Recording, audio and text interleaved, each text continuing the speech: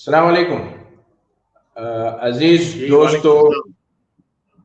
آج میں شاید یہ دقت محسوس کر رہا ہوں کہ میں اپنے مہمان کا کیسے تعارف پیش کروں. بر صغیر کی اردو صحافت کی ایک بڑی شخصیت ہے، ہندوستانی صحافت کی ایک بڑی شخصیت ہے. میری مراد جناب معصوم مراد آبادی صاحب سے ہے. دلی کی جو سیاسی گہما گہمی ہے اور جو مصروفیات ہے اس کے باوجود آپ نے ہمارے لیے وقت نکالا. تو سب سے پہلے میں آپ کا تہ دل سے شکریہ ادا کرتا ہوں کہ معصوم صاحب آپ نے ہماری اس دعوت کو قبول کیا. جی بہت شکریہ آپ کا، بہت نوازش.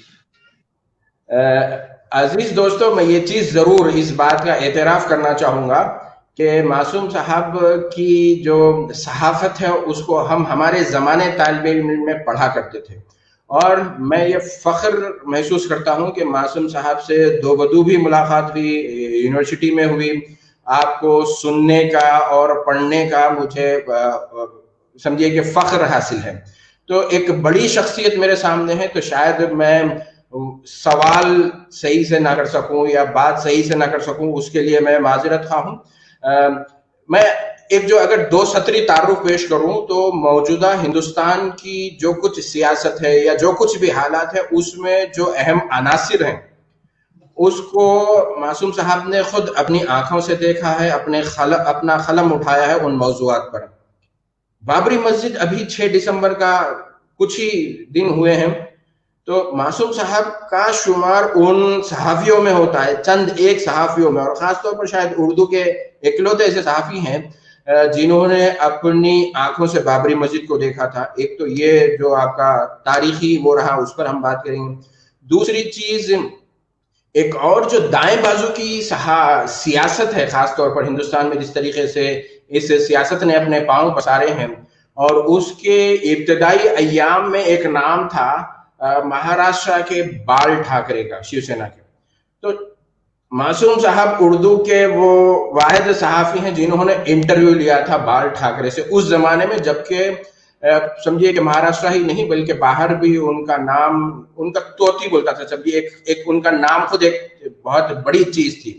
تو شاید میں انصاف نہیں کر پا رہا ہوں، لیکن میں بڑے ہی ادب سے درخواست کرنا چاہوں گا معصوم صاحب سے کہ ہم جیسے طلباء کے لیے اگر آپ اپنے الفاظ میں اگر آپ مناسب سمجھتے ہیں جو کہ ہماری معلومات میں اضافے کا سبب بنے گا، اگر آپ تعارف دے تو ہم اس حوالے سے ہماری بات چیت کو شروع کریں گے. معصوم صاحب. دیکھیے، میرا سب سے بڑا تعارف تو یہ ہے کہ میں اردو صحافت کا ایک طالب علم ہوں. تقریباً پچھلے 40 برس سے اس میدان میں کچھ سیکھنے کی کوشش کر رہا ہوں، اور ہر روز ایک نیا تجربہ میرے روبرو ہوتا ہے، اور میں کوشش کرتا ہوں کہ کچھ سیکھوں اور کچھ حاصل کرنے کی کوشش کروں. لیکن میں یہ آپ کو بتانا چاہتا ہوں کہ میں نے اپنا کیریئر ایک کاتب کے طور پر شروع کیا تھا، ایک خطاط کے طور پر، اور اس کی میں نے باقاعدہ ٹریننگ لی.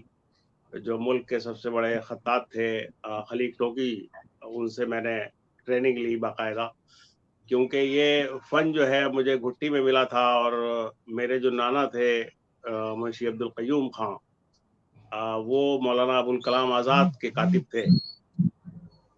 مولانا ابوالکلام آزاد کو ان کا خط بہت پسند تھا، اور وہ انہیں کلکتہ لے گئے تھے اپنے ساتھ، اور انہوں نے وہاں ان کے ساتھ رہ کر کے تقریباً 1.5 سال تک کلکتہ میں ترجمان القرآن کی کتابت کی.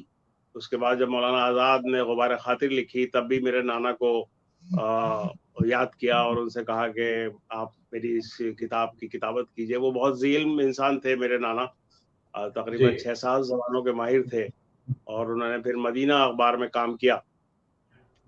تو صحافت سے اور کتابت سے ایک میرا رشتہ، ایک خاندانی رشتہ ہے یہ. اور میرے دادا جو تھے وہ ایک بڑے فریڈم فائٹر تھے. وہ کئی بار جیلوں میں گئے، اور انہوں نے جنگ آزادی میں حصہ لیا، اور اپنی پوری زندگی ملک کی آزادی کے لیے قربان کی. اور جب آزادی ملی تو انہوں نے گورنمنٹ سے وہ پینشن لینے سے انکار کر دیا جو مجاہدین آزادی کو دی جاتی تھی. تو ان کے سرٹیفکیٹ میرے پاس ہیں جیلوں کے، جب انہوں نے جیلیں کاٹی ہیں وہ میرے پاس محفوظ ہیں. بہرحال میں نے اپنا کیریئر آل انڈیا ریڈیو سے شروع کیا تھا. جی اس کا ایک میگزین نکلتا تھا آواز 15 جی روزہ.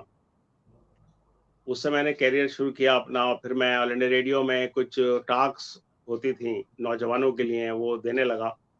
اس طرح سے جی میں صحافت کی دنیا میں کتابت کے راستے سے آیا, جی جی اور کتابت کا فن جو میں نے بہت محنت سے سیکھا تھا, تقریباً 8-10 سال میں نے اپنی زندگی کے اس میں لگائے تھے, وہ بہت پیچھے رہ گیا, اور مجھے صحافت نے ایک طرح سے کڈنیپ کر لیا.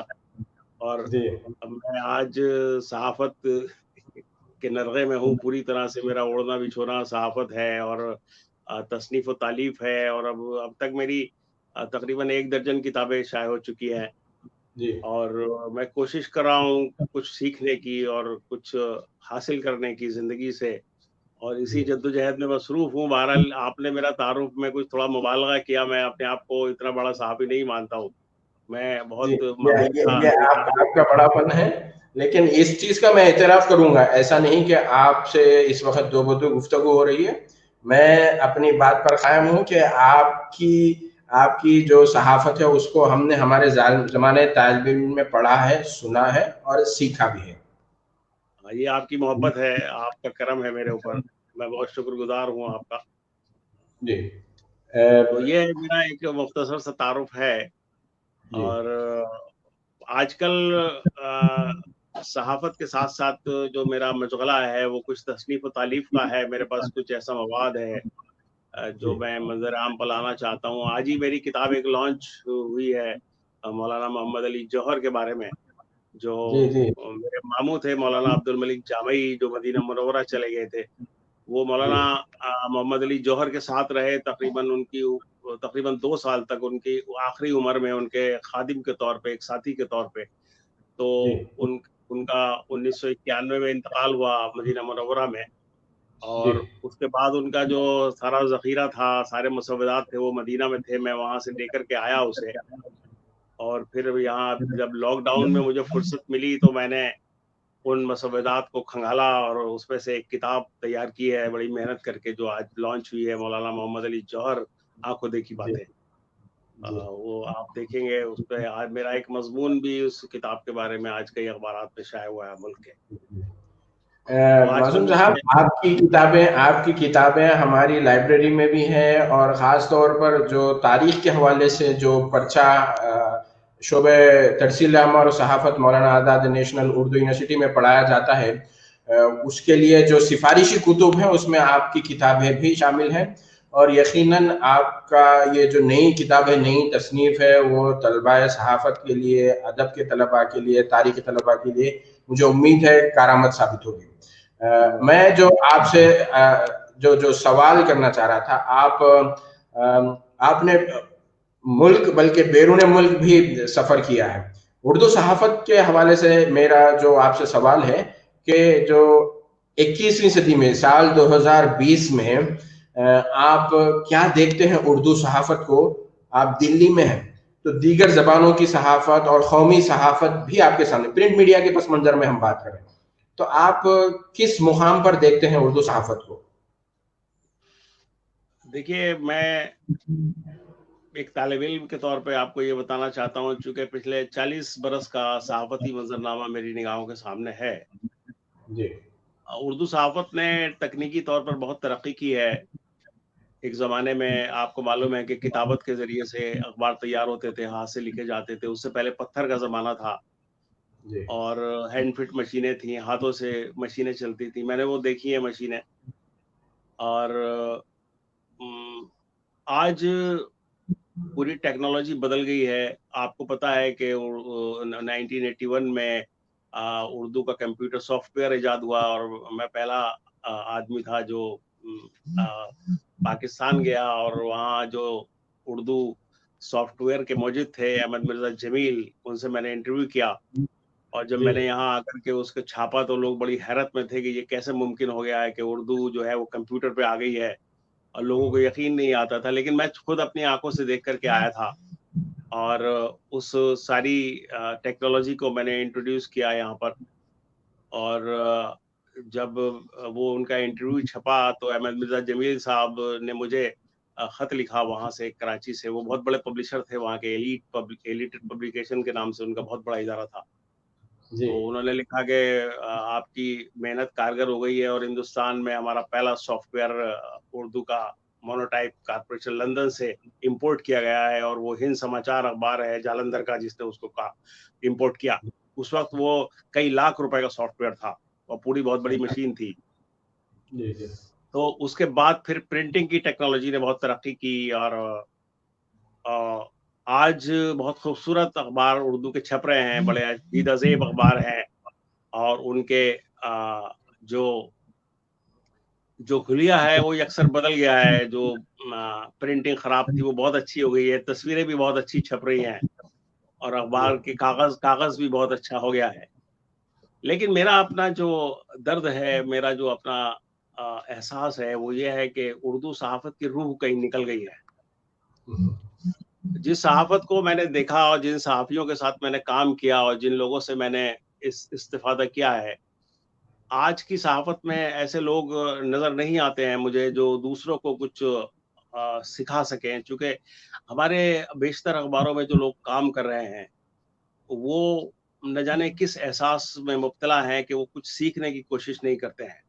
तो वो समझते हैं कि हम एक मुकम्मल इकाई हैं, और हमारे अंदर जो सीखने का कोई जज्बा नहीं उनके अंदर नहीं है। जो मुझे महसूस होता है कि देखिए, मेरा अपना एक एहसास है। मेरे एक उस्ताद ने कहा था बहुत बचपन में मुझसे कि अगर आप कुछ जिंदगी में सीखना चाहते हैं तो कोरे जी कागज बने रहिए। जब भी आप किसी के सामने जाएं तो कोरे कागज की तरह जाएं, तभी आप कुछ सीख पाएंगे। लेकिन मैं आज नए सहाफ़ियों से भी मिलता हूँ, उनसे बातें करता हूँ, तो मुझे नज़र आता है कि वो तो बिल्कुल भरे हुए कागज़ हैं, उन पर कहीं एक नुक्ता लगाने की भी गुंजाइश नहीं है। लेकिन मैं आज भी अपने आप को एक कोरे कागज़ की तरह ही पेश करता हूँ, और इससे मुझे बड़ा फ़ायदा होता है। मैं बहुत जी कुछ सीखता हूँ ज़िंदगी में, और अपने बड़ों से तो बहरहाल मैं सीखता ही हूँ, और अपने छोटे से भी मैं सीखता हूँ। जो मेरे छोटे हैं, मैं उनसे भी सीखने की कोशिश करता हूँ। तो देखिए, मेरा अपना ये एहसास है, अपना ये ऑब्जर्वेशन है कि ज़िंदगी बुनियादी तौर पर सीखने का नाम है, और इंसान सारी उम्र सीखता रहता है, और सीखते ही सीखते उसका बोरिया बिस्तर उड़ जाता है। तकमील नहीं होती। इंसान की तकमील क्या होती है कि उसकी मौत ही उसकी तकमील होती है। जब वो खत्म हो जाता है तो फिर सारी कहानी खत्म हो जाती है। तो आज जब मैं अखबारों को देखता हूँ, और जो मुझे अखबारों में जो चीज़ें नज़र आती हैं, वो उन्हें देख कर के मुझे ये एहसास होता है कि उर्दू सहाफ़त कहीं न कहीं पसपा हो रही है, और वो कहीं न कहीं उसकी जो रूह है वो निकल रही है। चूँकि हमारे जो सहाफ़ी रहे हैं माज़ी में, जिन्होंने उर्दू सहाफ़त को अपने खून से सींचा है और क़ैद-ओ-बंद की मंज़िलें तय की हैं, और मुसलसल जद्दोजहद और अ, एक स्ट्रगल, और जिसे हिंदी में कहते हैं संघर्ष किया है। आप देखिए जी कि हिंदुस्तान की तहरीक आज़ादी में जिस सहाफ़ी ने सबसे पहले अपनी जान का नजराना पेश किया, वो उर्दू का सहाफ़ी था, मौलवी मोहम्मद बाक़र। 16 सितंबर 1857 को उनको इसी दिल्ली में फांसी दी गई। उन पर मैंने एक किताब भी लिखी है, जो मेरी किताब है उर्दू सहाफ़त और 1857, उसमें उनका बहुत ज़िक्र है। उसके बाद आप देखिए, आज़ादी से क़ब्ल मौलाना आज़ाद का अखबार था अल हिलाल, उसकी 17 मर्तबा ज़मानत ज़ब्त की गई, और आखिरकार उन्हें बंद करना पड़ा वो अखबार। फिर मौलाना मोहम्मद अली जौहर के अखबार थे, हमदर्द था उनका अखबार। फिर मौलाना ज़फ़र अली खां का ज़मींदार था, मौलाना हसरत मोहानी, और तमाम एक पूरी फ़हरिस्त है, एक पूरी कहकशां है हमारे सहाफ़ियों की, जिनका बहुत बड़ा कंट्रीब्यूशन है इस मुल्क की आज़ादी में, और इस मुल्क की तामीर और तश्कील में उनका जो किरदार है, उसे आप किसी भी सूरत से इग्नोर नहीं कर सकते, नज़रअंदाज नहीं कर सकते हैं। लेकिन जब ज़ाहिर है ज़माना बदलता है, जी तो मैं आपसे ये अर्ज़ करना चाह रहा हूँ, बात थोड़ी तवील हो गई है कि टेक्नोलॉजी ने बहुत तरक्की की है, लेकिन इस टेक्नोलॉजी की तरक्की की वजह से हमारी जो उर्दू सहाफ़त है, जो उसका एक, ये देखिए, एक जो सहाफत थी ये दरअसल एक मिशन था। जी आपने इसकी तारीख पढ़ी होगी कि जी ये एक मिशन था, और ये मिशन एक खुदसुपुर्दगी का मिशन था। इसमें पैसा इन्वॉल्व नहीं था, इसमें टेक्नोलॉजी का इतना बड़ा दखल नहीं। किरदार नहीं था। और ये एक जज्बा था, एक इंसान के जो अंदर एहसासात होते हैं, एक जो अपने प्रोफेशन के साथ एक उसकी खुदसुपुर्दगी होती है, कमिटमेंट होता है, या आप उसे कह सकते हैं कि वो उसका एक एक रियाजत और इबादत के दर्जे में जब उर्दू सहाफत को लोगों ने अपनाया था। लेकिन अब ये एक प्रोफेशन ऐसा बन गया है कि सिर्फ उसमें बहुत दिखाने के लिए तो बहुत सारी चीजें नजर आ सकती हैं। आप कह सकते हैं कि साहब हमारा अखबार बहुत खूबसूरत है, और जी उसमें बड़ी चाशनी है, बड़ी बेहतरीन तस्वीरें शाये होती हैं, बड़े मज़ामीन शाये होते हैं। लेकिन मैं ये जानना चाहता हूँ कि उन मज़ामीन में क्या होता है पढ़ने के लिए? जो मैं अंग्रेज़ी के अखबारों में या दूसरी ज़बानों के अखबारों में मज़ामीन पढ़ता हूँ, और जब मैं उनका उर्दू से मवाज़ना करता हूँ, तो मुझे ऐसा लगता है कि बाज़ लोग तो पूरी-पूरी खबरें अपने नाम से नकल कर देते हैं, उन पर नाम लिख देते हैं। पता चला खबर जो है वो मज़मून बन गई है। लेकिन जी आप क्या कहना चाहते हैं? अपने रीडर को आप क्या देना चाहते हैं? आपका अपना क्या तजुर्बा है? और आपके अपने क्या महसूसात हैं? ये एक बड़ा मसला ये है कि वो लोग कहते हैं कि साहब हमारा अखबार जो है उसकी बड़ी सर्कुलेशन है, बहुत सर्कुलेशन है, बहुत। अब सर्कुलेशन तो देखिए कोई पैमाना नहीं होती है अखबार की मकबूलियत का। मैं आपको बताना चाहता हूँ कि एक सहाफ़ी थे लखनऊ में, जमील मेहदी साहब, जी जो अखबार अज़ाइम निकाला करते थे, जी और वो लेथू पर अखबार निकलता था। और लेथू की जो कैपेसिटी होती थी, तो वो 1500 से ज़्यादा अखबार नहीं छाप पाते थे। हम्म, तो वो लखनऊ में एक इलाका है अमीनाबाद का, वहाँ उनका ऑफ़िस था, मैंने देखा वो। तो सुबह को लोग फजर की नमाज़ पढ़ कर के वहाँ आ जाते थे, और वो लाइन में लग कर के अखबार खरीदते थे कि कहीं ख़त्म ना हो जाए। अच्छा लेकिन आप जमील मेहंदी के इदारिये पढ़िए, मेरे पास उनकी किताबें, उनके इदारियों का मजमुआ है, अफ़कार व अज़ाइम, इतना ज़ख़ीम है वो, आप उसे पढ़िए तो क्या उस शख़्स ने क्या लिखा है। तो जब लोग लाइन लगा कर के अखबार खरीदते थे कि खत्म ना हो जाए, तो कुछ ना कुछ तो था उसके अंदर। आप बिल्कुल आज के इस माहौल में, जब एक बड़ा जब्र का माहौल है, और बड़ी कैफ़ियत अजीब-ओ-गरीब है, और लोग एक अजीब उलझन और कशमकश की ज़िंदगी जी रहे हैं, तो कितने ऐसे सहाफ़ी हैं हमारे मुल्क में जो इन हालात के जब्र से निकलने का कोई रास्ता हमें सुझाते हैं या दिखाते हैं। देखिए, उर्दू सहाफ़त का एक और किरदार रहा है, मैं आपको बताना चाहता हूँ। इस सहाफ़त ने क़यादत का किरदार भी अदा किया है। ये सिर्फ़ एक सहाफ़त नहीं है, ये मौलाना आज़ाद का जो अखबार अल-हिलाल था, या मौलाना ज़फ़र अली ख़ां का जो अखबार ज़मींदार था, या मौलाना हसरत मोहानी का अखबार था। ये कौन लोग थे? ये कायदीन थे ना। जी तो ये कायदीन जो थे, इनकी इनकी एक अप्रोच थी, और इनकी एक फ़िक्र थी, और ये एक मूवमेंट से निकल कर के ये लोग आए थे, जिन्होंने अपनी ज़िंदगियाँ इस मुल्क के लिए दी, और इस मुल्क की आज़ादी के लिए अपना सब कुछ कुर्बान किया। तो वो जो कुछ लिखते थे ना, वो कलम से नहीं लिखते थे, वो यहाँ से लिखते थे। जी वो दिमाग से भी नहीं लिखते। वो या जो दिल से जो बात निकलती है, असर रखती है, पढ़ने गर नहीं ताकत परवाज़ मगर रखती है। तो ये मैं आपसे बिल्कुल। कहना चाहता हूँ। एक चीज जो मैंने नोट की, देखिए मैं तो ये समझ रहा हूँ कि आपसे ये जो गुफ्तगू है ये मेरे लिए सीखने का एक बेहतरीन मौका है कि कोरा कागज बनकर रहना है हमें सीखने के लिए। और ये आपका बड़ापन है कि आप ये बता रहे हैं कि आज भी आप सीखने के लिए तैयार हैं। आपकी ये बात सुन के मुझे मेरे एक उस्ताद सहाफत के प्रोफेसर बशीरुद्दीन मरहूम साहब याद आ गए। 1995 में जब हम सहाफत के लिए उस्मानिया यूनिवर्सिटी में थे, तो पहली मर्तबा प्रोफेसर बशीरुद्दीन साहब हमारी क्लास लेने के लिए आए। और वो पुराने जमाने के आदमी थे, बाटा की चप्पल और काफी मतलब लहीम शहीम शख्सियत थी। तो अपने हाथ में लेदर का एक बैग जो हमने बुजुर्गों के हाथ में देखा था, जिसके सिर्फ 2 ही हैंडल होते, वो ले लेकर क्लास में दाखिल हुए। और उन्होंने अपने बैग को नीचे रखकर उसमें से एक मोटी सी किताब जो हम तलबा को नजर नहीं आ रही थी क्या है किताब, उन्होंने टेबल पर रखी।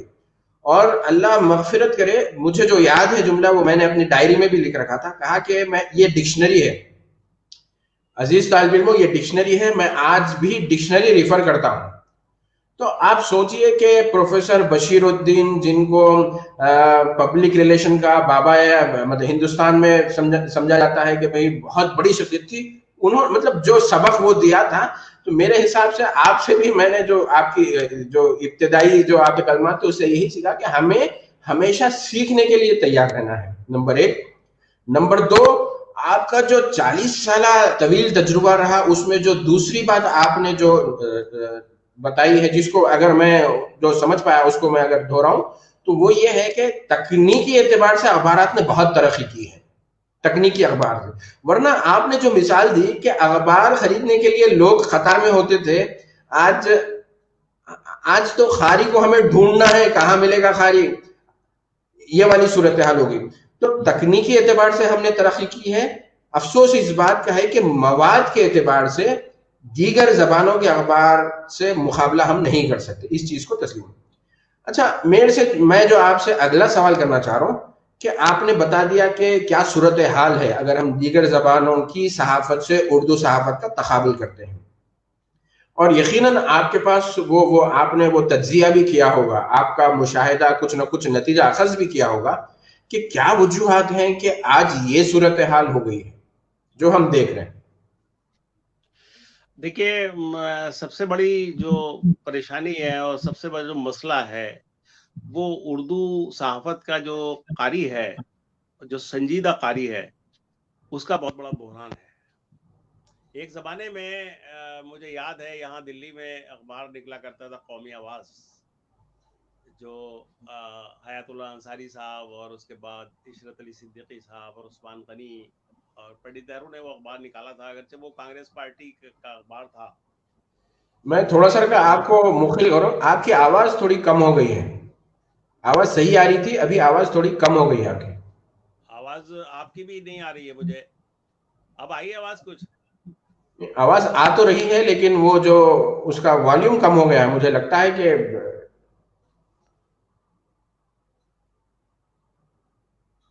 اچھا, والیوم تو اخبار اس کا اب برابر اب ہو آ رہی گیا, ہے. اب برابر. جی جی بالکل بالکل. تو میں آپ سے یہ کہہ رہا تھا کہ قومی آواز ایک اخبار نکلا کرتا تھا جو جی بند ہو گیا, کئی برسوں سے بند ہے, وہ بہت خراب حالات میں جا کر کے بند ہوا. جی اس اخبار میں آپ کو ایک حیرت انگیز بات بتاتا ہوں کہ واحد اخبار تھا اردو کا جو میں نے دیکھا جو اپنے مراسلات کے کالموں کی وجہ سے مقبول تھا. جی اور ہمارے عہد کے بڑے بڑے دانشور اور بڑے بڑے لکھاری, بڑے بڑے رائٹر اور ادیب اور صحافی اس میں مراسلات لکھا کرتے تھے. جی اور وہ مراسلات جو تھے وہ اس اخبار میں چھپے ہوئے مواد سے متعلق, مضامین سے متعلق, اداریوں سے متعلق ہوتے تھے.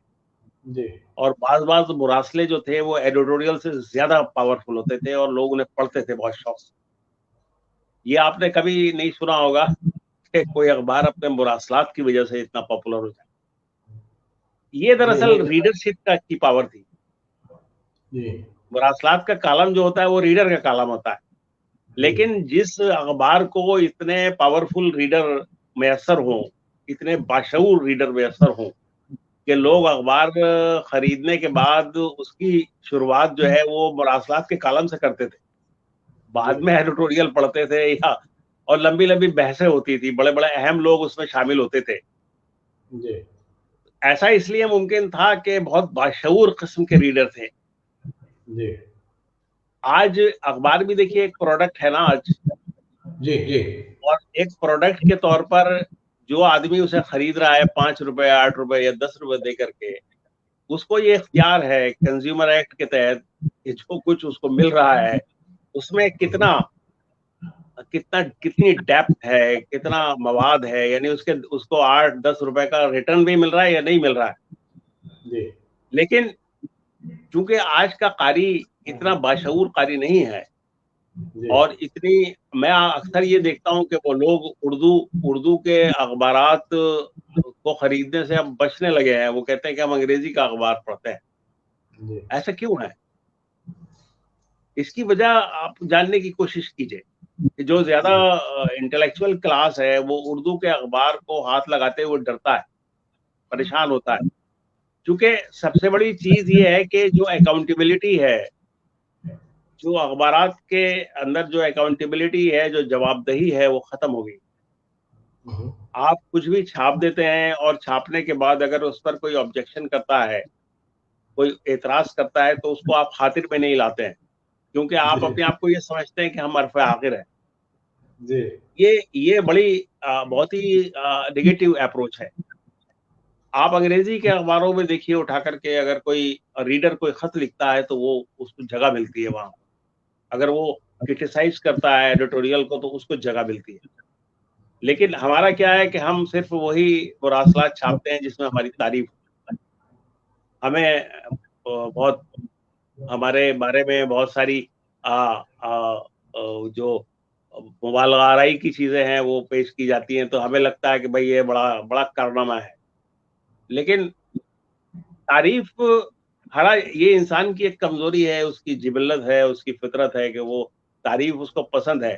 لیکن تعریف انسان کو دیکھیے گمراہ کرتی ہے بیسیکلی. اور تعریف وہ نہیں ہوتی جو آپ کے منہ پہ کی جاتی ہے, تعریف تو وہ ہوتی ہے جو آپ کے کی پشت پر کی جاتی ہے.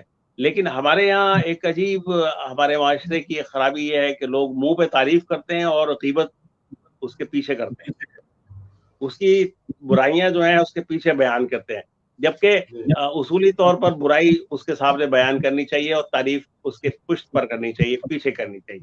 لیکن یہ ایک کنٹرڈکشن ہے, ایک تضاد ہے ہمارے معاشرے کا جو بہت عجیب و غریب ہے. میں آپ سے یہ کہہ رہا ہوں کہ آپ کے ساؤتھ انڈیا میں جہاں آپ رہتے ہیں, حیدرآباد, جسے میں اردو کی راجدھانی کہتا ہوں, اس اعتبار سے کہ وہاں بڑے اخبارات نکلتے ہیں, وہاں اردو کا پہلا ٹی وی چینل شروع ہوا, وہاں پر اردو کی یونیورسٹی ہے جس میں آپ کام کرتے ہیں, جس کا کیمپس مجھے بہت پسند ہے, اور میں چاہتا ہوں آپ مجھے وہاں نوکر رکھ لیں تو مجھے بڑی اچھا لگے گا. میری بڑی پسندیدہ جگہ ہے وہ.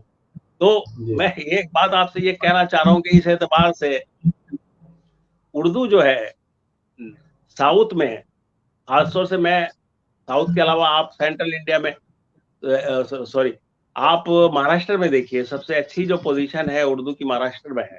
کیوں گئے؟ اس کی وجہ یہ ہے کہ وہاں ہزاروں اسکول ہیں اردو میڈیم, اردو تعلیم کا بڑا بھرپور بندوبست ہے وہاں پر. تو وہاں کے اخبار بھی ترقی کر رہے ہیں, ان کی قوت خرید بھی ہے, کتابیں بھی سب سے زیادہ مہاراشٹر میں بکتی ہیں آج اردو کی. اس کے بعد کرناٹک ہے, اس کے بعد آپ کا آندھرا پردیش ہے, اور یہ تلنگانہ ہے.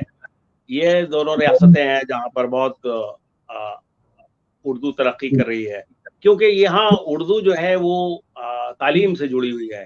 اس کے برعکس آپ دہلی میں جہاں میں رہتا ہوں, یا میرا وطن مراد آباد اتر پردیش ہے جہاں میں پیدا ہوا, جو ملک کا سب سے بڑا صوبہ ہے 22 کروڑ کی آبادی کا, اور اس کے بعد بنگال ہے اور بہار ہے, یہاں اردو کی حالت بہت خراب ہے. خراب اس لیے ہے کہ اتر پردیش میں جہاں لاکھوں بیسک اسکول ہے, پرائمری اسکول ہے, وہاں ایک بھی اردو میڈیم کا اسکول نہیں ہے, ایک بھی اردو میڈیم کا سرکاری اسکول نہیں ہے. اگر آپ اتر پردیش میں کوئی اردو میڈیم کا اسکول قائم کرنا چاہتے ہیں تو وہاں پر آپ کو اجازت نہیں ملے گی, کیونکہ جو گورنمنٹ کی پالیسی ہے وہ اردو زبان کو پروموٹ کرنے کی نہیں ہے بالکل بھی. تو لکھنؤ جیسا دبستان اردو کا, وہ اردو سے محروم ہوتا چلا جا رہا ہے, اور اردو وہاں پر ایک اجنبی زبان بنتی چلی جا رہی ہے. میں جاتا رہتا ہوں اکثر لکھنؤ, میرے بڑے دوست ہیں وہاں پر, تو میں دیکھتا ہوں کہ پورا کلچر اور پورا معاشرہ اور پوری جو ہماری تہذیب تھی, اور وہ سب دم توڑ رہی ہے. کیونکہ ایک بات ہمیں یاد رکھنی چاہیے, میں آپ سے عرض کرنا چاہتا ہوں کہ اردو صرف ایک زبان نہیں ہے. دیکھیے, اردو ایک تہذیب ہے, ایک کلچر ہے, اور ایک طرز زندگی ہے. آپ کیسے جینا چاہتے ہیں, آپ کیسے اچھی زندگی گزارنا چاہتے ہیں, آپ لوگوں سے کیسے بیہیو کرتے ہیں, کیسے بات کرتے ہیں آپ, اور کس طرح سے آپ اپنے آپ کو انٹروڈیوس کرتے ہیں. تو اگر آپ اردو والے ہیں تو ایک سامنے والا آدمی یہ توقع کرتا ہے کہ آپ ایک بہت مہذب انسان ہیں. کیونکہ یہ آپ کو اپنی وراثت میں ملی ہے. تو میں یہ موازنہ اس طرح سے کرتا ہوں شمالی ہند کا اور جنوبی ہند کا کہ جنوبی ہند میں چونکہ اردو تعلیم کا نظام ہے اور اس وجہ سے وہاں ایک ٹھہراؤ ہے اور کسی قدر ترقی بھی ہے، لیکن شمالی ہند میں جہاں اردو پیدا ہوئی، پلی بڑی اور جوان ہوئی، وہاں اردو مر رہی ہے، بستر مرگ پر ہے. بلکہ ایک بہت بڑے آدمی نے ہندوستان کے مجھ سے کہا تھا کہ اتر پردیش میں اردو جو ہے وہ مقتل میں پڑی ہوئی ہے. یہ مجھ سے ایک بہت بڑے ہندوستان کے ایک انسان نے یہ بات کہی تھی. تو میں اس اعتبار سے سمجھتا ہوں کہ اردو کا قاری، کیونکہ ظاہر ہے جب اردو نہیں پڑھی جائے گی تو ہماری اخباروں کا قاری کہاں سے آئے گا؟ قاری تو وہیں سے آئے گا.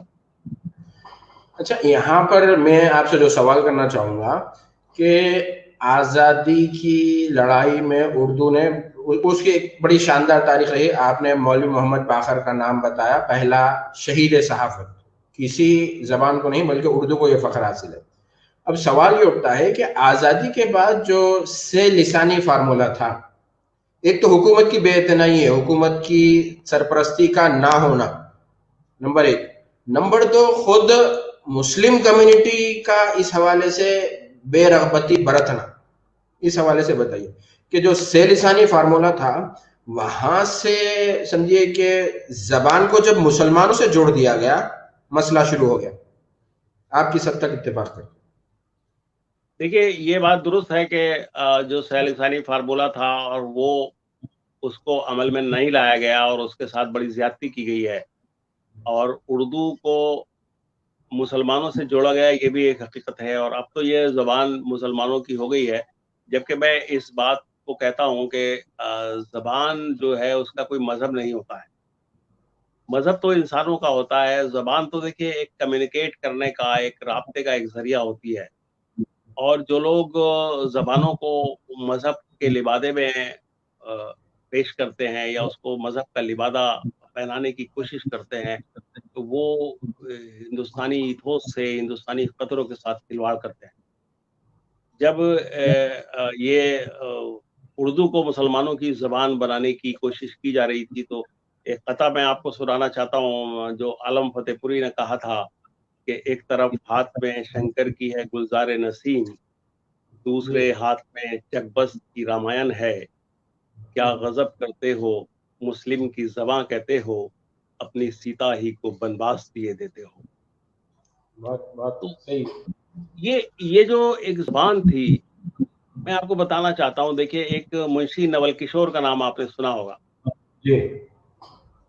ان کی اولادیں ابھی لکھنؤ میں زندہ ہیں، حیات ہیں. میں نے وہ پریس دیکھا ہے منشی نول کشور کا، جہاں قرآن کی طباعت ہوتی تھی، جہاں حدیثیں چھپتی تھی اور جہاں پر تمام اسلامی کتب چھپتی تھیں. اور میں آپ کو یہ بتانا چاہتا ہوں کہ جب قرآن چھپتا تھا منشی نول کشور کے پریس میں، تو جو جس دن قرآن کی طباعت ہوتی تھی اس دن جو پانی ہوتا تھا پریس کا وہ نالیوں میں نہیں بہایا جاتا تھا، وہ نالی میں نہیں جاتا تھا، وہ الگ اکٹھا کیا جاتا تھا اور اسے لے جا کر کے گومتی میں بہایا جاتا تھا تاکہ اس کی بے حرمتی نہ ہو. یہ کس کا پریس تھا؟ یہ منشی نول کشور کا پریس تھا، جو اردو کا ایک بہت بڑی شخصیت تھی منشی نول کشور. کن لوگوں نے اردو کی آبیاری کی آپ مجھے بتائیے. اردو کا پہلا اخبار کس نے نکالا؟ اردو کا پہلا اخبار تو پنڈت سدا سکھ اور نے نکالا کلکتہ سے. اور آج بھی نارتھ انڈیا میں جو اردو کے دو بڑے اخبار کہے جاتے ہیں ان کے مالکان جو ہیں وہ سبرت رائے سہارا اور سنجے گپتا ہیں. یہ حقیقت سے تو آپ انکار نہیں کر سکتے ہیں نا. لیکن اردو کو مذہب کا چولا پہنایا گیا. اردو ادب آپ یہ دیکھیے کہ کون سی مذہبی کتاب ہے ہندو دھرم کی جو اردو میں ترجمہ نہیں ہوئی، چاہے مہابھارت ہو، چاہے گیتا ہو، قرآن ہو، وید ہو، ساری کتابیں موجود ہیں. اور آپ کا تو عثمانیہ یونیورسٹی میں تو کون سا ایسا سبجیکٹ تھا جو اردو میں ٹرانسلیٹ نہیں ہوا ہے.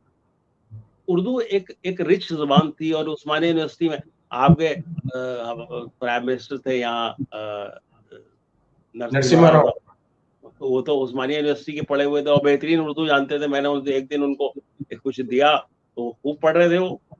तो ये जो चीजें हैं, अब ये हमारे अभी प्राइम मिनिस्टर थे डॉक्टर मनमोहन सिंह साहब, ये इनकी बेसिक तालीम ही उर्दू में हुई, वो तो हिंदी जानते ही नहीं थे बिल्कुल। वो हमारे एक दोस्त जो पीआईबी में काम करते थे, वो उनकी बेचारों की ड्यूटी लगी प्राइम मिनिस्टर हाउस में, वो उनकी सारी तकरीरें उर्दू में लिख करके उनको देते थे। वो लाल किले पे जब तकरीर करते थे तो उर्दू में करते थे लिख करके। तो ये कितनी चीजें आपको मैं बताऊं कि ये उर्दू जबान जो थी ये एक कंपोजिट कल्चर की पैदावार थी। ये किसी मजहब की जबान नहीं थी। देखिए, मुसलमानों की जबान अगर हो सकती है तो अरबी हो सकती है, क्योंकि उनका सबसे बड़ा जो सहीफा है कुरान मजीद, वो अरबी में नाजिल हुआ। तो उर्दू तो इसी हिंदुस्तान में पैदा हुई, यही पली बड़ी, और इसको मुसलमान बना करके, इसे कलमा पढ़ा करके इसके साथ जो ज्यादती की गई है, उस ज्यादती का कोई जनाब कोई जवाब नहीं है। और आज हालत ये है। जी, आप क्या फरमाते माफी दो, मैं ये पूछना चाह रहा था कि अगर जबान के साथ इस तरह का खिलवाड़ किया गया, ठीक है, आपने मुंशी नवल किशोर की जो मिसाल दी है, तो कितने नौजवान हैं जो इस बात से वाकिफ हैं। तो अब हम क्या, मतलब देखिए, मफादात हासिला ने कोशिश की कि जबान को मजहब से जोड़ दिया, लेकिन जो लोग समझदार थे या फिर जो मुसलमान थे या जो उर्दू सहाफत से जुड़े हुए थे, क्या उनसे भी कुछ कोताही नहीं हुई इस हवाले से कि हमने भी अरबी के अल्फाज उसमें लाने की और उर्दू को पूरा पूरा मुसलमान बनाने की कोशिश की। देखिए, ये तो हकीकत है कि हिंदी को हिंदू बनाने की और उर्दू को मुसलमान बनाने की कोशिश सभी लोगों ने की है भारत। इससे इनकार नहीं किया जा सकता है। लेकिन मैं आपको इससे बड़ी बात एक बताता हूँ। जी, जब वो उर्दू जबान, जिसमें हमारा सारा सरमाया, मजहबी सरमाया, तहजीबी सरमाया, अदबी सरमाया मौजूद है, उसको सबसे ज्यादा नुकसान पहुंचाने का काम खुद हमने भी किया है, क्योंकि हमने अपने बच्चों को उर्दू पढ़ानी बंद कर दी। अब जब गवर्नमेंट ने रास्ते बंद किए उर्दू पढ़ाने के, तो हमें घरों में उर्दू पढ़ानी चाहिए थी। जिस तरह से संस्कृत को जिंदा रखा गया इतने बरसों तक, लोगों ने अपने घरों में उस संस्कृत को पढ़ाया और उसको एक जिंदगी दी। हम लोगों ने क्या किया कि जो एक जाल था हमारे ऊपर फेंका गया था, हम उसमें फंस गए बुरी तरह से, और हमने उर्दू की तालीम को अपने घरों से निकाल दिया बिल्कुल। आपको मैं बताना चाहता हूँ कि देखिए, एक मैं एक बार अमेरिका गया था एक प्रोग्राम में, वही गवर्नमेंट ने मुझे इनवाइट किया था। वहाँ कुछ सहाफ़ी थे अलग अलग मुल्कों के। एक टर्किश एक सहाफ़ी था मेरे साथ। तो उसने जब मुझे ये बताया कि जब कमाल अतातुर्क ने अरबी जबान को खत्म किया और उसका सारा यूरोप से उसको मिलाया, टर्की को, तो ये दौर गुजरा है कि लोग कुरान शरीफ भी तहखानों में जाकर के पढ़ते थे। अरबी से इतना बोझ था और इतनी परेशानी थी लोगों को कि कहीं ये ना समझा जाए कि ये अरबी पढ़ रहे हैं। तो कुरान की तिलावत जो है तहखानों में जाकर के की जाती। एक मुल्क है पोलैंड। जी, पोलैंड में आपको मैं बताना चाहता हूँ, मैं कहीं पढ़ रहा था कि जो सबसे अच्छा अदब पॉलिश जबान का है, वो उस जमाने में वजूद में आया जब पॉलिश बोलने वालों पर कोड़े मारे जाते थे। उन्हें कोड़े मारने की सजा दिया। जो बेस्ट लिटरेचर जो था वो उस वक्त पैदा हुआ। अब हमारे यहाँ ऐसा तो कोई मसला नहीं है कि उर्दू बोलने वालों को कोड़े मारे जाएंगे, लेकिन फिर भी हमने अपनी जबान को अपने घरों से निकाल दिया। और उर्दू की तहरीक, आज तो कोई तहरीक ही नहीं है। एक जमाने में उर्दू बचाओ तहरीक थी उत्तर प्रदेश में, जी, और रामलाल और मलिकजादा मंजूर अहमद उर्दू राब्ता कमेटी ये चलाते थे। उसका एक बड़ा जलसा लखनऊ में हुआ था, मैं गया था उसमें एक बार लखनऊ में। तो एक मूवमेंट था कि उर्दू को जिंदा किया जाए, उर्दू के जो हुकूक हैं, उर्दू की जो यानी कि जो उर्दू का तसलसल खत्म हो गया है उसको बहाल किया जाए। लेकिन आज तो कोई तहरीक नहीं है, आज तो लोगों ने सरेंडर कर दिया है। अब ये मैं आपको बताना चाहता हूँ कि उर्दू सिर्फ मदरसों की वजह से यहाँ जिंदा है, क्योंकि मदरसों में एक मजबूरी ये है कि बच्चे उर्दू पढ़ते हैं और उर्दू सीखते हैं, और ये जो अरबी और फारसी के ज़बानों की भरमार, अब जो नए लिखने वाले ज़्यादातर मदरसों से आ रहे हैं, तो उनकी जो भरमार है अरबी और फारसी के अल्फाज की, उसका एक बड़ा सबब ये भी है। मैंने भी अपनी इब्तिदाई तालीम अब मदरसे में हासिल की और मैंने अरबी भी पढ़ी और फारसी भी पढ़ी, लेकिन उसके साथ-साथ फिर मैंने उर्दू लिटरेचर को पढ़ा, चूँकि मैंने मास्टर डिग्री उसमें ली, तो ज़बान थोड़ी-सी कुछ बेहतर हुई। मैं नहीं समझता कि वो मैं कोई अच्छी ज़बान लिखता हूँ, लेकिन मैं कोशिश करता हूँ कि ज़बान ऐसी लिखी जाए जो हमारे रीडर की समझ में आ जाए, क्योंकि हमें शुरू में ये बताया गया था कि जब आप लिखने बैठें, तो आप अपने आप को सामने ना रखें, बल्कि उस रीडर को सामने रखें जो चाय खाने में बैठा हुआ है, जो सड़क पर है, जो रिक्शा चला रहा है, वो कौन-सी ज़बान समझता है। आप उस ज़बान को इस्तेमाल कीजिए, आम फ़हम ज़बान को, और आम फ़हम ज़बान लिखना ही सबसे मुश्किल काम है। जो सवाल मैं यहाँ पर एक जो आपके गोश गुजार करना चाहूँगा, वो ये है कि उर्दू के टेलीविज़न स्टेशन भी काम कर रहे हैं।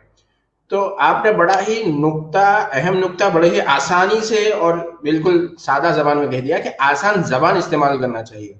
अब बाज़ तलबा या बाज़ सीनियर सहाफ़ी हैं, जो टेलीविज़न में या अखबारात में काम करते हैं, वो ज़बान को आसान बनाने का काम करने लगे हैं। और मेरे हिसाब से मैं बहैसियत तालिब ये समझता हूँ कि ज़बान को आसान बनाने का काम माहिरीन लिसानियात करेंगे। सहाफ़ी क्या करना चाहिए वो आपने बता दिया कि आसान ज़बान इस्तेमाल करें। इस हवाले से बताइए कि ये जो दो काम है मेरी दानिश में तो अलग अलग है, कि आसान ज़बान का इस्तेमाल और दूसरा ज़बान को आसान बनाने का काम, सहाफ़ी क्या काम करना चाहिए? देखिए, आपने बहुत अच्छा सवाल किया सरवरी साहब। एक तो आसान ज़बान होती है, एक बाज़ारी ज़बान होती है। जी। तो ये जो टेलीविज़न के लोग जो है, वो ज़बान को बाज़ारी बनाने का काम करते हैं। जी। कोई ज़बान, देखिए, ज़बान बिल्कुल आपने दुरुस्त कहा कि ज़बान को आसान बनाने का काम माहिर लिसानियात ही कर सकते हैं, जो लैंग्वेज के एक्सपर्ट हैं वही कर सकते हैं। हर काम हर आदमी नहीं कर सकता। ये जो इलेक्ट्रॉनिक मीडिया है, ये तो एक अजीब-ओ-गरीब किस्म की चीज़ है, और आपको हैरत होगी ये जान के, पता नहीं आप मुझे क्या कहेंगे कि मैं इलेक्ट्रॉनिक मीडिया नहीं देखता हूँ। मेरे घर में केबल टीवी नहीं है, मेरे दफ्तर में भी नहीं। मैंने शुरू में इसको इस्तेमाल किया, लेकिन जब मैंने देखा कि इससे मेरी ज़बान और ज़हन ख़राब हो रहा है, तो मैंने उसका केबल का कनेक्शन निकाल कर के बाहर फेंक दिया अपने घर से। कई बरस हो गए, मैं नहीं जी। देखता हूँ। क्योंकि जी। जो चीज़ आपको नुकसान पहुँचाने लगे, और जिस किस्म की सहाफ़त आजकल इलेक्ट्रॉनिक मीडिया पर है, और टीवी चैनल जिसे इख्तियार कर रहे हैं, वो सहाफ़त नहीं है, वो कसाफ़त है। मैं उसको कसाफ़त का नाम देता हूँ। तो वो मुझे ज़ाहिर है इसका कोई कभी-कभी मुझे नुकसान भी होता है कि मैं बहुत सारी चीज़ें देखने से रह जाता हूँ, लेकिन मैं कभी यूट्यूब से इधर-उधर से देखता हूँ, कोई ज़रूरी चीज़ होती है तो, लेकिन मेरा घर जो है अल्हम्दुलिल्लाह बिल्कुल पाक है। जी। दफ़्तर भी कसाफ़त है। जी। टेलीविज़न से पाक है, और मैं इसे नहीं इस्तेमाल करता हूँ। तो जी। ज़बान का मसला ये है कि ये जो अब बहुत सारे अल्फ़ाज़ ऐसे गिरां गुज़रते हैं ज़हन पर, जो ये इस्तेमाल करते हैं टीवी चैनल वाले, कि उनकी कोई असल ही नहीं है। मतलब जी। एक धींगा-मुश्ती, जैसे सहाफ़त में उनकी धींगा-मुश्ती है, ऐसी ज़बान के मामले में धींगा-मुश्ती है, कि आप बाज़ अल्फ़ाज़ तो ऐसे होते हैं कि लगता है कि आपके सर पे किसी ने बहुत ज़ोर से घूसा मार दिया है। जी। तो ऐसा लगता है कि दिमाग पाश-पाश हो जाएगा सुन कर के। लेकिन बहरहाल, ये अब क्या कर सकते हैं आप, जब आप एक ऐसे दौर में ज़िंदा हैं, जो चीज़ें आपके काबू में नहीं हैं, और आप उनको दुरुस्त भी नहीं कर सकते हैं, लेकिन आप अपनी ज़बान को दुरुस्त कर सकते हैं। मैं ये कहता हूँ कि आपके पास एक ऑप्शन ये है کہ جیسے آپ ایک بہت اچھی جگہ پر بیٹھے ہوئے ہیں, آپ ایک یونیورسٹی میں بیٹھے ہوئے ہیں, جرنلزم پڑھاتے ہیں, اور آپ یہ کام بہت اچھی طریقے سے کر سکتے ہیں. میں کبھی بھی کہیں کسی تعلیمی ادارے میں جاتا ہوں تو 2 باتیں ان سے میں کہتا ہوں کہ دیکھیے, یہ جو اردو زبان ہے جس کے آپ رکھوالے ہیں, جس کو آپ پڑھ رہے ہیں, یہ ایک محض زبان نہیں ہے, یہ ایک تہذیب ہے اور ایک طرز معاشرت ہے. اس کو آپ اسی طرح برتیے اور اس کے ساتھ آپ ایسا سلوک کیجئے جیسے آپ اپنے گھر کی افراد کے ساتھ کرتے ہیں, کیونکہ یہ ایک فرد ہے جو آپ کو, یہ بھی ایک اکائی ہے جو آپ کی رہنمائی کرتا ہے. دوسری بات میں طلبا سے کہتا ہوں بار بار, آج کل ایک طریقہ یہ ہے کہ لوگ شارٹ کٹ بہت استعمال کرتے ہیں. شارٹ کٹ ان معنوں میں کہ آپ آدمی کوئی طالب علم صحافت کی دنیا میں آیا, اب وہ یہ چاہتا ہے کہ میں بہت جلدی سے شہرت حاصل کروں اور دولت حاصل کروں. دیکھیے, کسی زندگی میں کسی چیز کا کوئی شارٹ کٹ نہیں ہوتا. میں انسان یہاں اپنے پر جذبات سے, اپنے شعور سے اور اپنی چیزوں سے آگے بڑھتا ہے. میں 1 منٹ میں ایک بات آپ کو بتانا چاہتا ہوں, اپنی ذاتی بات, کہ جب میں نے اخبار میں پہلی بار نوکری کی تو ایڈیٹر نے مجھ سے کہا کہ آپ کا نام نہیں چھپے گا اخبار میں, رپورٹنگ چھپے گی. تو اب جرنلزم میں تو آدمی نام کمانے کے لیے ہی آتا ہے, تو میں نے کوئی شارٹ کٹ نہیں استعمال کیا. بابری مسجد کا تالا کھلا تھا, میں وہاں پہنچ گیا بھیس بدل کر کے, ینگ تھا بالکل میں, تمام خطرات تھے, میں نے اس کو اپنی کتاب میں بھی لکھا ہے. لیکن میں نے ایک کام کیا, ایک تھوڑا حوصلہ دکھایا, اگرچہ میں حوصلہ مند آدمی نہیں ہوں, لیکن حوصلہ دکھانے کی کوشش کی اور میں کامیاب ہو گیا اس میں. تو ایڈیٹر کو میرا نام چھاپنا پڑا اخبار کہ ہمارا رپورٹر جو ہے کام کر کے آیا ہے. اس کے بعد میں نے بمبئی میں تھا ایک دن, تو میں نے کسی اپنے دوست سے کہا کہ مجھے بال ٹھاکرے کا انٹرویو لینا ہے. اس نے کہا بال ٹھاکرے تو بہت خطرناک آدمی ہے. تو میں نے کہا نہیں, میں اس کا انٹرویو کروں گا, اس کا نمبر چاہیے مجھے. کہیں سے میں نے بال ٹھاکرے کا نمبر حاصل کیا اور میں نے فون کیا کہ میں دلی سے آیا ہوں آپ کا انٹرویو کرنے. اس نے مجھے بلا لیا, اپنے گھر پہ بلایا, اور کلا نگر میں, وہاں باندرا میں ان کا گھر تھا, اور مجھ سے پہلا سوال یہ کیا کہ اردو والے مجھ سے ڈرتے ہیں کیا؟ تو میں نے کہا کیوں؟ بولے تم پہلے آدمی ہو جو میرا انٹرویو لینے کے لیے آئے, آج تک کوئی اردو والا میرے پاس نہیں آیا. اور تھوڑی دیر میں ایک عورت پیچھے سے آئی, اس کے بال ٹھاکرے کے, ایک جوس, سنترے کا جوس تھا اس کے ہاتھ میں, کہنے لگے یہ میری بیوی ہے اور تم پہلے صحافی ہو جس کو یہ جوس پلا رہی ہے, کیونکہ تم اردو کے صحافی ہو, یہ تمہارے لیے جوس لے کر کے. پھر میں نے بہت طویل انٹرویو کیا, ریکارڈ کیا بال ٹھاکرے سے, وہ فرنٹ پیج پہ چھپا اخبار. تو دیکھیے, آپ یہ شارٹ کٹ تو نہیں تھا نا. جی بالکل یہ ایک تھوڑی سی ضرورت کا کام تھا. آپ اپنے کام سے پہچانے جاتے ہیں, نام سے نہیں پہچانے جاتے. ایک جو میں سوال میں یہاں پر یہ کرنا چاہ رہا تھا کہ اطہر فاروقی صاحب بھی ہماری یہ گفتگو دیکھ رہے ہیں, ہم اس کے لیے شکریہ ادا کرتے ہیں, اور آپ کے قاری اور دوست ایک رحمان پاشا ہیں, وہ بھی کچھ سوال کر رہے ہیں, تو میں ان نکات کو بھی شامل کروں گا. میرا جو سوال تھا کہ اب آگے کا سفر کیسے ہو, کہ حکومت کی کوئی سرپرستی حاصل نہیں ہے, بہت سارے, دیکھیے غلطیوں کی جب ہم بات کرتے ہیں تو اخبار ہندو میں بھی غلطیاں چھپتی ہیں, اگلے دن اس میں وہاں پر کریکشن چھپتا ہے, غلطیاں تو انگریزی اخبارات میں بھی ہوتی ہیں. اب ہم آگے کیسے بڑھیں, کون سے, اگر میں یہ سمجھوں کہ میں طلباء صحافت کو بتا رہا ہوں کہ یہ کوئی پوائنٹس, کہ 3 اہم نکات ہیں جس پر اگر ہم آج کی تاریخ پر بھی غور کرنا شروع کریں, اپنی توانائیاں, اپنے وسائل, اپنی توجہ ان پر مرکوز کریں, ہم آگے بڑھ سکتے ہیں. تو آپ کو کون سے 3 نکات بتائیں گے کہ ہم جو جیسی بھی ہماری صورتحال ہے اس میں ہم آگے بڑھ سکیں؟ دیکھیے, میں آپ کو दो तीन बातें ये बताना चाहता हूँ अपने तजर्बे की रोशनी में। जी जी पहली बात तो ये है कि अपनी जात को हमें बिल्कुल भूल जाना चाहिए अगर हमें आगे बढ़ना है।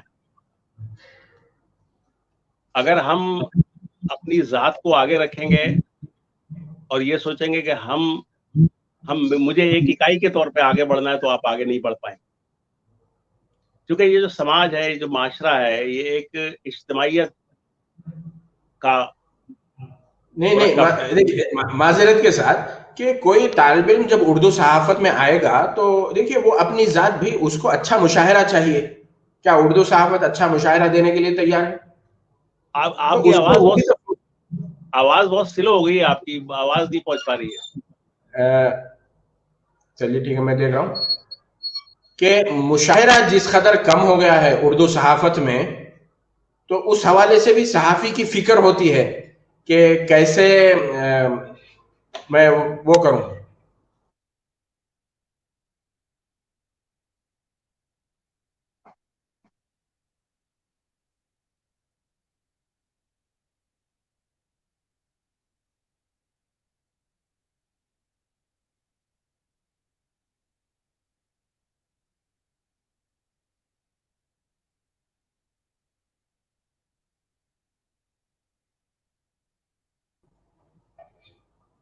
आवाज मेरी आ रही है आप तक? जी आवाज आ जनाब। रही है जी? माफी चाहूंगा मैं कि कुछ तकनीकी प्रॉब्लम हो गया था। तो मेरा ये सवाल था कि जात से बुलंद होकर कोई क्यों काम करेगा? कि भाई उसकी पहली जो फिक्र होगी कि भाई वो अच्छी रिपोर्ट दे तो उसको बाईलाइन मिलना चाहिए एक सहाफी को, और वो अगर उर्दू अखबार में काम कर रहा है तो उसको अच्छी तनख्वाह मिलनी चाहिए। नहीं, आपकी ये बात दुरुस्त है कि बाईलाइन मिलनी चाहिए और तनख्वाह भी अच्छी मिलनी चाहिए। लेकिन आज ये हो रहा है कि जब आदमी अखबार के दफ्तर में दाखिल होता है तो वो ये सोचता है कि मैं एकदम से मशहूर हो जाऊं। और देखिए, बाईलाइन मिलने का मतलब, मैंने जाती तौर पे आपको बताया जी अपनी बात कि जी कई जी साल मेरा नाम ही अखबार में नहीं छपा, जी रिपोर्टें छपती रही। अखबार में 5-5 रिपोर्टें, इंटरव्यूज होते थे तो नुमाइंदे के नाम से छपते थे। लेकिन मैंने इसका कोई इसका कोई बुरा नहीं माना और इसको कोई मैंने अपनी नाकामी नहीं तस्वुर किया। लेकिन मैंने अपनी कामयाबी का रास्ता तो इसी में से निकाला ना। मैंने ये ऐसा नहीं किया कि मैंने उसको एक अपने लिए एक रुकावट, जी जी अपने मुस्तकबिल के लिए या फ्यूचर के लिए कोई रुकावट तस्लीम किया। देखिए, जब आपकी बाईलाइन छपने लगती है, मैं यहाँ दिल्ली में देखता हूँ बाज़ अखबार नवीस ऐसे हैं जो शुरू दिन से जिनकी बाईलाइन छप रही है और वो खबर लिखना नहीं जानते आज तक, लेकिन वो अपने आप को बड़ा सहाफ़ी समझते हैं क्योंकि रोजाना उनकी बाईलाइन छपती है। जी तो बाईलाइन कभी कभी इंसान को नुकसान भी पहुंचाती है जी अगर वो उसकी तरबियत नहीं हुई है ठीक तरह से। खबर सिर्फ ये नहीं होती है कि आप कागज काला कर दीजिए। ऐसे ऐसे अखबार नवीस हैं जो कहीं मौजूद नहीं होते हैं और उनकी बाईलाइन छपती है। पार्लियामेंट की खबरें छपती हैं बाईलाइन, सुप्रीम कोर्ट की छपती हैं बाईलाइन। मुझे मालूम है कि पार्लियामेंट कौन जाता है, मैं तो जाता हूँ पार्लियामेंट, कितने उर्दू के अखबार नवीसों की एंट्री है वहां पर। लेकिन मैं देखता हूँ यहाँ दिल्ली में कई अखबार नवीस ऐसे हैं जो पार्लियामेंट की खबर अपने नाम से छापते हैं। तो सब बदमाशी होती है, सारी चीजें होती है। तो उसमें कहीं ना कहीं ये ख्वाहिश होती है कि साहब हमें लोग तस्लीम करें। लेकिन तस्लीम, देखिए, ऐसे अगर आप चोरी का माल सप्लाई करके चाहेंगे आप बड़े साहबी बन जाए तो नहीं बन सकते हैं। उसके लिए तो आपको बड़ी मेहनत करनी पड़ेगी। आपको रिपोर्टिंग के लिए ऑन द स्पॉट जाना पड़ेगा। अगर आप सुप्रीम कोर्ट की खबर छाप रहे हैं जी तो सुप्रीम कोर्ट में आपकी एंट्री होनी चाहिए। आप सुप्रीम कोर्ट, क्योंकि सुप्रीम कोर्ट में किसी उर्दू अखबार नवीस की एंट्री नहीं है। मुझे मालूम है जो जर्नलिस्ट वहां जा सकते हैं। पार्लियामेंट में है उर्दू के जी अखबार नवीसों की, लेकिन वो भी लिमिटेड है बहुत।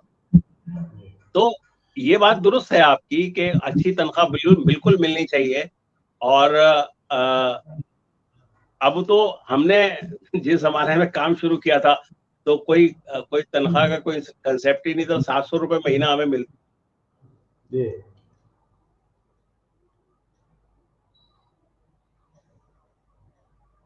आपकी आवाज नहीं पहुंच रही है। کسی وجہ سے ہمارا رابطہ ٹوٹ گیا ہے معصوم مراد آبادی صاحب کے ساتھ. ہم کوشش کر رہے ہیں کہ دوبارہ معصوم مراد آبادی صاحب سے ہماری بات ہو. بہت سارے سوالات ہیں, بہت ساری باتیں پوچھنا ہے معصوم مراد آبادی صاحب سے. جیسے ایک بات جو خاص طور پر میں پوچھنا چاہتا تھا, جیسے ہی دوبارہ رابطہ ہو تو ہم دوبارہ جڑ جائیں گے, وہ یہ ہے کہ اردو کے حوالے سے, جی معاف کیجیے گا کچھ تکنیکی مسئلہ پیدا ہو گیا تھا, تو میں جب تک جو ہمارے ناظرین ہیں ان سے گفتگو کر رہا تھا, یہ بتا رہا تھا کہ آپ زبان کے حوالے سے ہم نے بات کی, تو جو سوال ڈسکس ہم نے کیا, میں چاہتا تھا اس کا آپ اس میں کچھ جو اختتامیہ مشورہ بھی دے دیں کہ زبان کے درست استعمال کے لیے طلباء کو آپ کیا مشورہ دینا چاہیں گے. جیسے آپ نے کہا کہ آپ نے ادب کا مطالعہ کیا, ٹھیک ہے, اس طریقے سے وہ کی, تو آج کا طالب علم جو اردو صحافت میں کام کر رہا ہے یا اردو صحافت میں داخلے کا خواہش مند ہے, وہ کیسے آسان زبان استعمال کرنا سیکھے؟ دیکھیے میں آپ کو ایک بات بتاتا ہوں جی, کہ مطالعہ آسان اور آسان زبان لکھنے کا بھی اور لکھنے کا بھی سب سے بڑا ایک سورس ہے. آپ جو میرا کالم دیکھتے ہیں جو ہفتے میں چھپتا ہے, آپ کو معلوم ہے مجھے کتنا پڑھنا پڑتا ہے اس کو لکھنے سے پہلے. یعنی کم سے کم 20 کالم, مجھے 20 خبریں, بڑی بڑی کالم نیشنل انٹرنیشنل اخباروں کی, اور تمام کچھ اپنی ذاتی انفارمیشن کے لیے بھاگ دوڑ بھی کرنی پڑتی ہے, جہاں میں کسی ٹاپک پہ لکھتا ہوں کہ بھئی کہاں سے انفارمیشن ملے گی. تو جو اچھے لکھنے والے ہیں ان کو پڑھیے. میں طلبا سے یہ کہنا چاہتا ہوں, دیکھیے میں جب اخبار میں کام میں نے شروع کیا تھا ایز اے ڈیزائنر, سب سے پہلے میں نے اخبار میں قدم رکھا, میں اس کا لے آؤٹ بناتا تھا اخبار کا, کیونکہ میں خطاط تھا, کاتب تھا. تو جس اخبار میں کام کرتا تھا وہاں پاکستان کے بہت اچھے اچھے اخبار اور رسائل آتے تھے. میں 2-3 نام آپ کو گنانا چاہتا ہوں جن کو پڑھ کر کے میں نے لکھنا سیکھا. ایک نام تھا مشفق خواجہ کا. مشفق خواجہ ایک کالم لکھا کرتے تھے, وہ صحافتی کالم نہیں تھا, وہ اخبار کا کالم نہیں ہوتا تھا, مگر وہ لٹریری کالم ہوتا تھا, سخن در سخن. اور وہ ان کے نام سے نہیں چھپتا تھا, وہ خامہ بگوش کے نام سے چھپتا تھا. خامہ بگوش انہوں نے قلمی نام رکھا تھا, اور بہترین کالم وہ لکھتے تھے ہر ہفتے, اور ایسا غضب کا کالم ہوتا تھا کسی کتاب پر, کسی شخصیت پر, اور وہ مطلب ایک طرح سے طنز و مزاح کا ایک بڑا شاہکار تھا. پھر ایک امروز اخبار نکلتا تھا لاہور سے, وہ اس اخبار کے دفتر میں آتا تھا, اور امروز اخبار میں ایک کالم چھپتا تھا چشم تماشا, اور وہ کالم تھا امجد اسلام امجد کا. بہترین زبان, بہترین پیرائے میں لکھی ہوتی, میں ہر ہفتے اس کو پڑھتا تھا. اور عطا اللہ قاسمی, محمود شام, پھر یہاں ہندوستان میں جتنے بڑے صحافی تھے, کچھ صحافیوں کے ساتھ, کچھ اپنے دور کے بڑے صحافیوں کے ساتھ مجھے کام کرنے کا موقع ملا, جیسے سلامت علی مہندی کے ساتھ, جیسے اختر صدیقی یہاں پر تھے, اور کئی نام ایسے ہیں, محفوظ الرحمان تھے جو دعوت کے ایڈیٹر تھے, اور کئی لوگ تھے, میرے ذہن میں بھی پورے نام نہیں آ رہے. لیکن میں نے زبان دراصل پاکستان کے رائٹرز سے, کیونکہ آج بھی جو زبان اور ذہن اور جو کالم وہاں لکھے جا رہے ہیں اس کے مقابلے کا یہاں نہیں لکھا جا رہا ہے. یہاں کچھ لکھنے والے ہیں بہت اچھے, جیسے حسن کمال صاحب ہیں, ہمارے بہت سینئر ہے, ہمارے سینئر دوست ہیں, وہ بہت اچھا لکھتے ہیں. وہ میرا خیال ہے اس وقت نمبر 1 پہ ہیں وہ حسن کمال صاحب لکھنے والوں, جن کا تجربہ بھی ہے, ان کے پاس زبان بھی ہے, اور ان کی اپروچ بھی ہے. تو جو اچھے لکھنے والے ہیں ان کو پڑھیے. ہمارے ساتھ کیا ہوتا ہے, دیکھیے آج کے بچے جو ہیں وہ لکھنے کی انہیں جلدی ہوتی ہے. آپ جب تک پڑھیں گے نہیں تب تک نہیں اچھا لکھ پائیں گے. آپ کو ایک مضمون لکھنا ہے تو 20 مضمون پڑھیے آپ اس ٹاپک, اس کی زبان کو دیکھیے, اس کے ذہن کو دیکھیے, اس کے ضمیر کو بھی دیکھیے. مضمون کا ایک ضمیر بھی ہوتا ہے, تو اس کو دیکھیے کہ کیا زبان لکھی جا رہی ہے, کیا ذہن ہے, کیا اپروچ ہے, کیا کہنا چاہ رہا ہے لکھنے والا. اور آپ کو تبھی لکھنا آئے گا اگر آپ بغیر پڑھے, آپ لٹریچر کو پڑھیے, آپ اچھے اچھے کالم جو لکھے گئے ہیں ان کو پڑھیے, اور اچھے جو رائٹر ہیں اردو کے, آج بھی جو ہمارا کلاسیکل لٹریچر ہے اس کو پڑھیے آپ, اور دیکھیے کہ کس طرح کی چیزیں لوگوں نے لکھی ہیں, تو آپ کو خود بخود لکھنا آئے گا. اگر آپ بغیر پڑھے یہ چاہیں گے کہ اچھے رائٹر بن جائیں, اچھے صحافی بن جائیں, تو میں سمجھتا ہوں کہ یہ ایک کوئی پائیدار سوچ نہیں ہے, اور اس کے لیے آپ کو تھوڑی محنت تو کرنی پڑے گی. جی, ایک دوسری بات یہ تو طلباء کے لیے تھی, ایک دوسری بات جو صحافت سے جڑے ہوئے جو لوگ کہتے ہیں, یا بہت عام آدمی بھی کہتا ہے کہ اردو پھل پھول رہی ہے, اردو کی بستیاں, رحمان پاشا نے بھی اس جانب توجہ دلائی کہ یہ سوال بھی ڈسکس کیا جائے کہ اردو کی نئی بستیاں آباد ہو رہی ہیں. اس حوالے سے آپ کیا کہنا چاہیں گے کہ بیرون ملک دیار غیر میں, مشرق وسطیٰ میں ہو یا بعض امریکی شہروں میں یا آسٹریلیا میں بھی اردو کے حوالے سے کچھ تنظیمیں ہیں اور کچھ کام ہو رہا ہے؟ دیکھیے, یہ بات صحیح ہے کہ اردو کی نئی بستیاں آباد ہو رہی ہیں, لیکن یہاں دہلی میں ایک جشن ریختہ ہوتا ہے ہر سال, اس سال تو نہیں ہوا, اس میں لاکھوں بچے, میں جاتا ہوں اس میں, نوجوان آتے ہیں اور وہ مسلمان نہیں ہوتے ہیں, ان کی زبان اردو نہیں ہوتی ہے, وہ غیر مسلم بچے ہوتے ہیں, بڑے اسمارٹ, بڑے جینس پہنے ہوئے ہیں اور بہت الٹرا ماڈرن. اردو مقبول ہو رہی ہے. دیکھیے, میں نے کہا تھا کہ اردو محبت کی زبان ہے, جو لوگ محبت کرنا چاہتے ہیں وہ اردو کو ایک ٹول کے طور پہ استعمال کرتے ہیں. لیکن میری جو تشویش کا پہلو ہے یہ کہ اردو بطور زبان مقبول ہو رہی ہے, لیکن اس کا رسم الخط جو ہے وہ پسپا ہو رہا ہے. اردو کو لکھنے اور پڑھنے والے کم ہو رہے ہیں, اردو کو سننے اور سمجھنے والے بڑھ رہے ہیں. کوئی بھی زبان جو ہے وہ اپنے رسم الخط کے بغیر زندہ نہیں رہ سکتی ہے, یہ میرا اپنا آبزرویشن ہے. رسم الخط جو ہے وہ زبان کی بنیاد ہوتا ہے, اور جب رسم الخط دم توڑ دے گا تو زبان ہوا میں نہیں زندہ رہ سکتی ہے.